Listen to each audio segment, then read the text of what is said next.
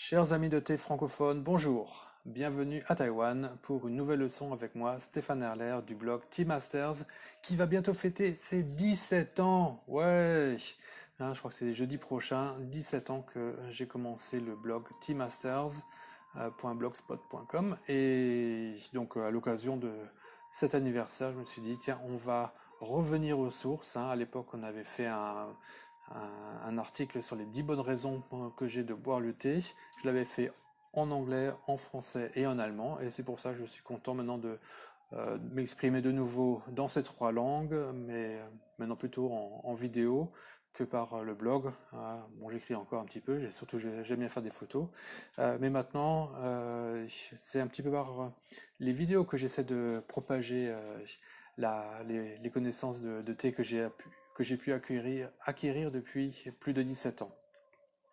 Et donc aujourd'hui, on va prendre comme sujet le Gaiwan, qui est l'accessoire des débutants, mais aussi l'accessoire des grands maîtres. Chaque fois qu'on veut découvrir, tester un nouveau thé, le Gaiwan est le meilleur euh, accessoire possible, le meilleur instrument, qu'on soit débutant ou bien confirmé ou bien grand maître. Et donc c'est encore un accessoire que j'utilise. Quand j'étais tout débutant à l'époque, et 17 ans, je n'ai utilisé que le Gaiwan, hein, pendant plusieurs années, que le Gaiwan pour vraiment bien comprendre le thé. Ensuite, j'ai aussi commencé à utiliser les théières de plus en plus, mais vraiment pendant un certain temps, le Gaiwan c'était mon objet unique pour faire le thé.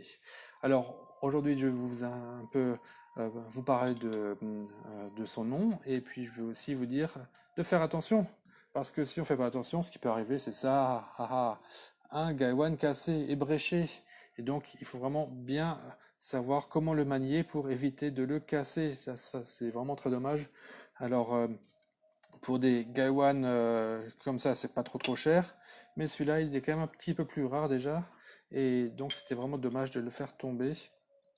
Et donc on va voir comment bien le tenir pour ne, ne pas le faire tomber euh, et le casser. Ensuite, et puis donc je vais aussi vous montrer surtout aussi comment ne pas se brûler en utilisant le Gaiwan. Quelques petits trucs.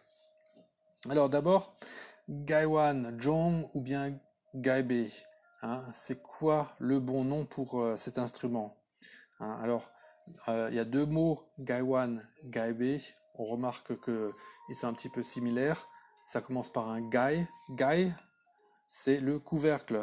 Donc c'est quelque chose qui a un couvercle.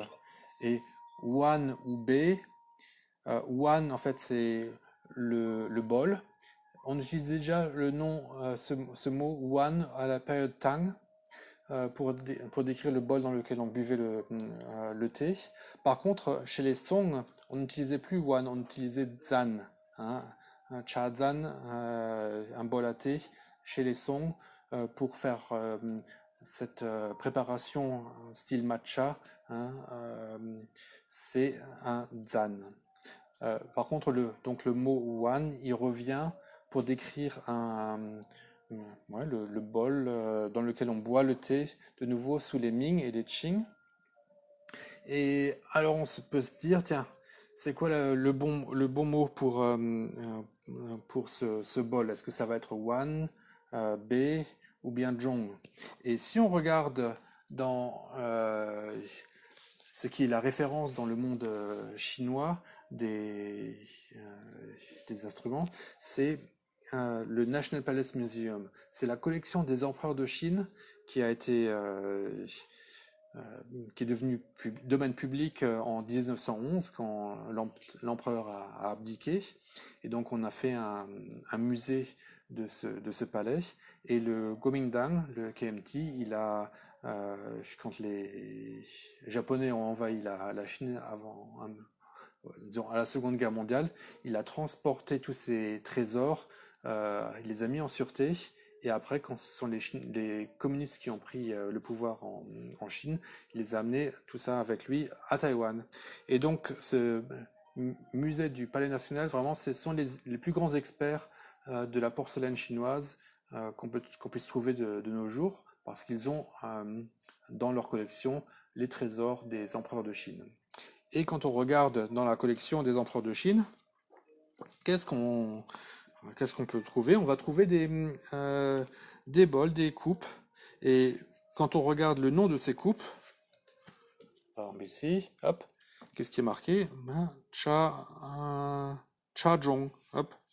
Et on voit que c'est même pas que ici le Zhong, il a même pas de couvercle.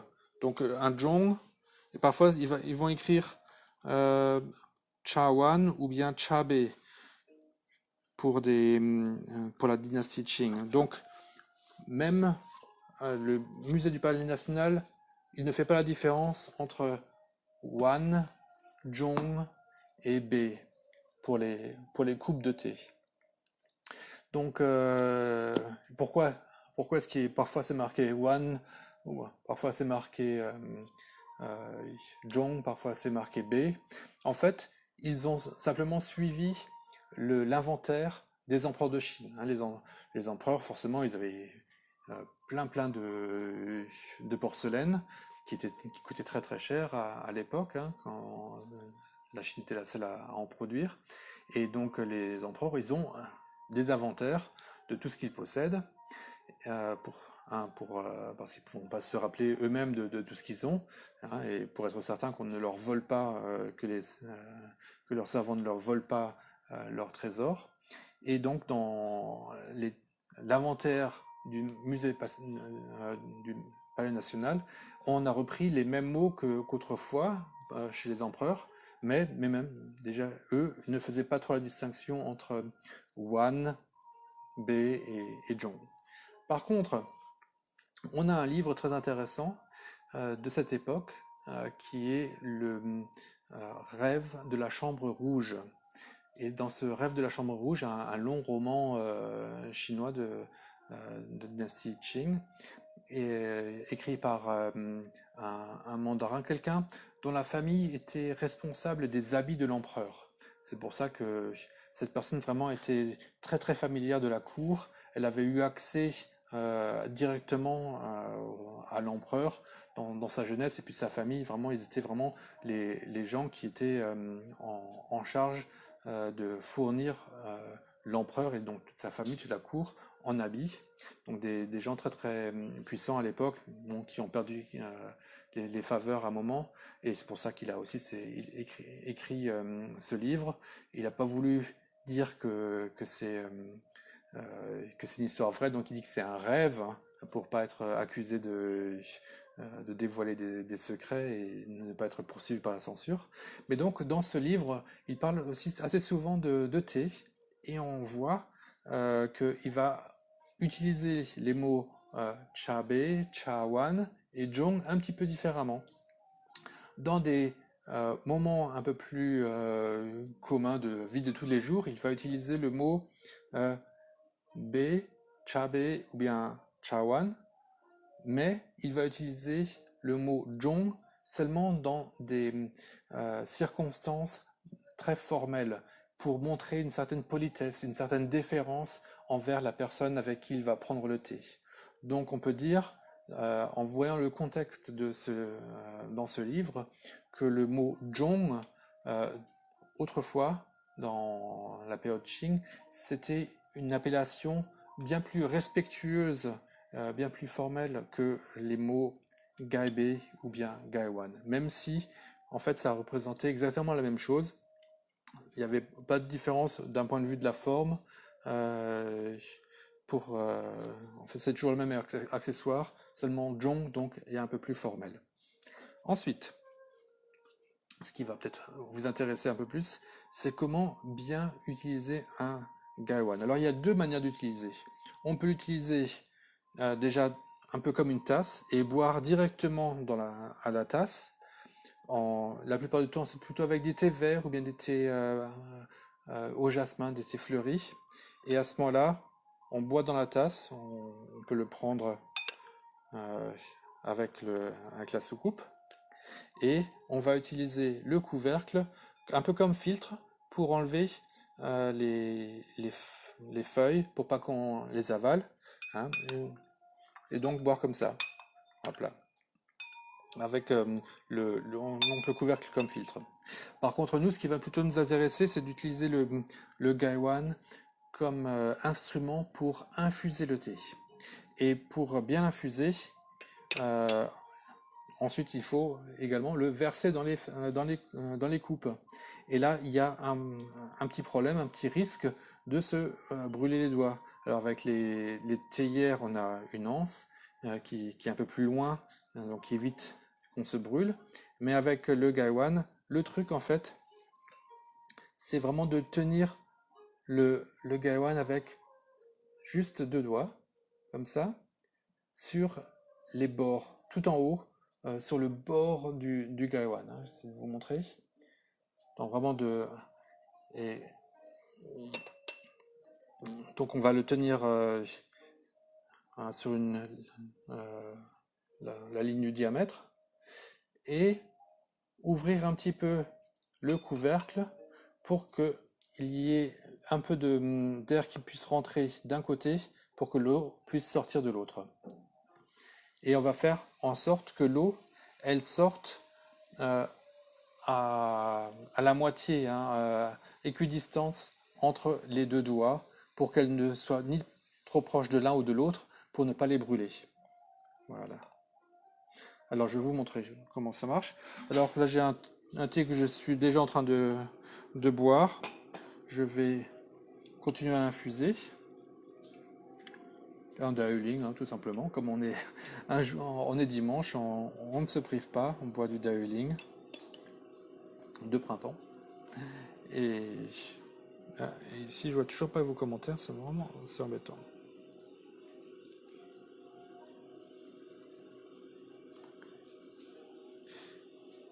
Donc je préchauffe un petit peu mon eau pour avoir une bonne température. J'essaie de trouver la vidéo pour voir si j'arrive à avoir vos commentaires. Ça serait mieux.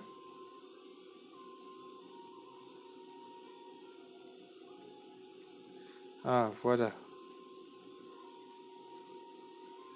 Donc bonjour Isabelle, Marie-Sophie, Anne-Marie et Vlad. Très bien que vous soyez là. L'eau est presque chaude. Et quand on... alors, un autre truc, c'est donc de, de faire également euh, comment dire, un seau avec le couvercle. Il faut que l'eau qu'on verse dans le Gaiwan, il faut trouver le point pas trop haut, il ne faut pas vraiment verser jusqu'au ras-bord, sinon là c'est sûr que le bord va être trop chaud. Mais il faut être juste à l'endroit où est le couvercle, à cette hauteur-là, de telle manière à ce que quand on pose le couvercle, l'eau va être un petit peu au-dessus du couvercle. Et comme ça, on peut voir la couleur de l'infusion.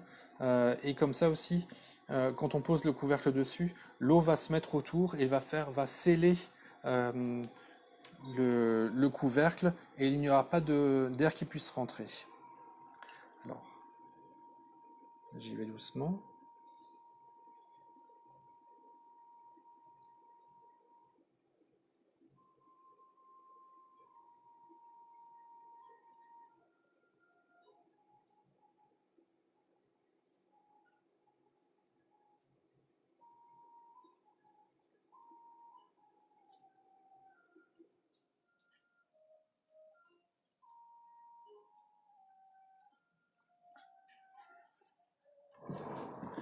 C'est ma seconde infusion, c'est pour ça que je suis très très doux.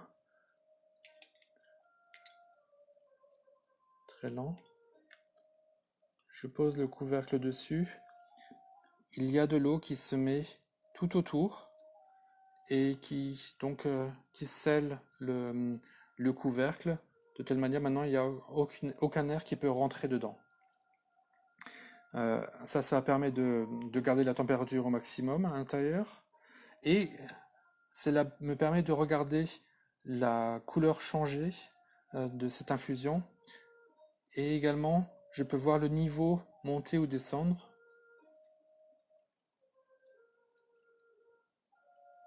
Je vois que comme c'est de la seconde infusion seulement, ça n'a pas besoin d'attendre trop longtemps.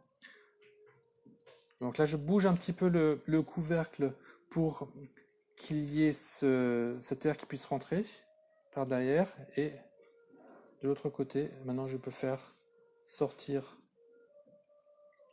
le thé.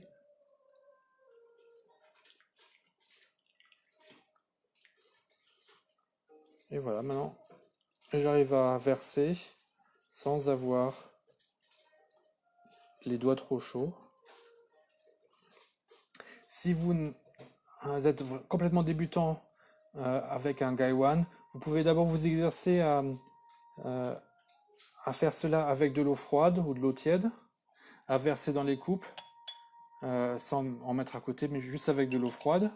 Et une fois que vous saurez bien faire, vous pouvez le faire avec de l'eau bouillante, sans thé. Et une fois que ça marchera aussi, vous pouvez passer à faire le thé directement dedans. Voilà, très bon. Mmh,